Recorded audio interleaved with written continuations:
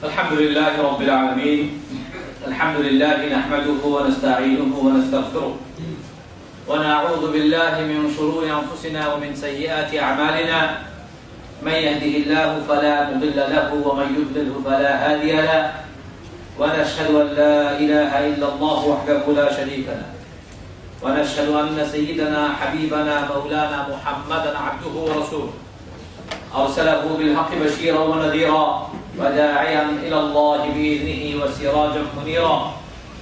أما بعد، قال الله تبارك وتعالى: أعوذ بالله من الشيطان الرجيم والذين يقولون ربنا هب لنا من أزواجنا وذرياتنا قرة أعين واجعلنا للمتقين إماما. And who pray, O our sustainer, grant that our spouses and our offspring be a joy to our eyes and cause us to be foremost amongst those who are conscious of you. This is a dua that we should all know and often make. The dua is very simple. رَبَّنَا هَبْ لَنَا مِنْ أَزْوَاجِنَا وَذُرِّيَّاتِنَا قُرَّةَ أَعْيُنٍ وَاجْعَلْنَا لِلْمُتَّقِينَ إِمَامًا. We should know this dua and make it often. So Allah, make my family, my children, comfort of my eyes, and cause me to be one of those who is foremost amongst the ones who are conscious of Allah. Rasulullah says,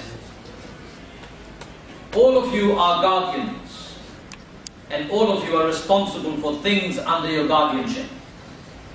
The ruler is a guardian managing the affairs of the state. He is responsible for things under his care. A man is guardian over his family and is responsible for them. A woman is guardian for her husband's house. She is responsible for it. All of you are guardians and responsible for things under your control. And in another narration, and you shall be accounted for those things that are under your guardianship. Brothers and sisters, it pains me, and I'm sure it pains you, to see the state of our children today. In Britain today, according to a report published by UNICEF, it found Britain, it did a survey of 23 countries in the Western world, and it found Britain to be one of the countries at the bottom of the list when it comes to the well-being of children. A country that is not safe and not good for upbringing and well-being of our children. This is a sad indictment of the failure not only of us Muslims here, but failure of the whole society at large. A society that has failed to provide the right environment for children. A society that has failed to provide safety and security for children. A society that has failed to provide an environment in which children will be growing up emotionally balanced, intellectually balanced, in their character the best, in their achievement, high aspiration, in being the example, none to compare with. That is unfortunately, and the failure in these regards has been stark, and some would call it beyond belief. We Muslims are not immune to, and we have not fortified ourselves to protect our children from the widespread malice and the problems that we see that surround this society, especially around children. Let me give you some alarming statistics that I found shocking. In Britain, measured against relative poverty, child safety, educational attainment, relationship with parents, and drug misuse, Britain was the lowest after America. More than 20 children and teenagers are being treated in hospital every day for alcohol-related illness. More than 20 teenagers, young children, are being treated in hospital for illnesses that has been caused due to alcohol consumption, including mental disorder, poisoning of their liver, and many other related diseases. Young children, their innocence and childhood are being robbed because they're exposed to and they see often the amount of alcohol consumed by their families, their friends, their relatives, and their society at large. And believe it or not, Muslims, I know they're not supposed to drink alcohol. But your children, are you sure they're not experimenting with alcohol already in the playground where they hang out, with their friends when they roam around? Are you sure?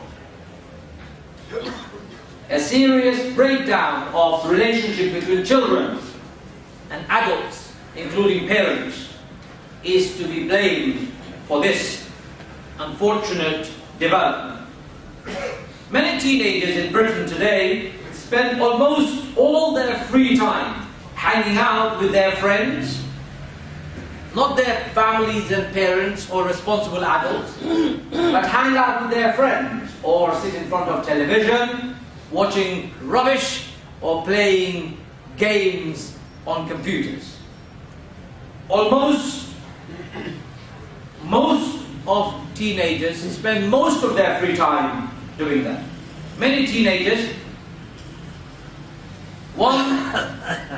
only 2/3 of British teenagers eat any meal sitting around a table with their parents. That means there are nearly 35% who don't, and if they do, they are very much busy eating junk food. According to recent statistics, large number of fast food outlets that are opening up in areas of inner city London, selling chicken and chips. Very dangerous for our health. And most of our children who live around those inner cities, straight after school, run to those chicken and chip shops, £1 for a portion of chicken and chips. Consuming junk, you are what you eat. And if this is what our children are doing, are you aware of this? 44% of 15-year-olds are involved or have been involved in physical fight in last year alone. 59% of boys in Scotland, 45% of boys in England spend 4 or more evenings with their friends and not with their families. British teenagers are now ranked as the 3rd worst when it comes to binge drinking compared to the rest of Europe. You and I have a responsibility to save and safeguard the generations that will lead and provide the continuity of humanity tomorrow and days to come. We can't turn our eyes and think it's going to be okay. It's not going to be okay. A generation of children are being brought up in this country abused, deprived of love and the very essence that make life and childhood memorable. A generation of children are being brought up by single parents in this country where they don't have mother and the father present in their families. A generation of young people are being brought up in inner city estates, loitering out into the streets at the odd hours of the evening and early hours of the morning. Most of them don't even sleep the night, they sleep through the day because they have nothing else to do except loiter and waste their time with their friends and their colleagues. And they happen to also be Muslim kids. Brothers and sisters, children need a few things in life. They need happiness to grow. They need love to nurture their inner strength. They need acceptance. They need strength of arms around protection. They need stability and they need boundaries and discipline when we bring them up.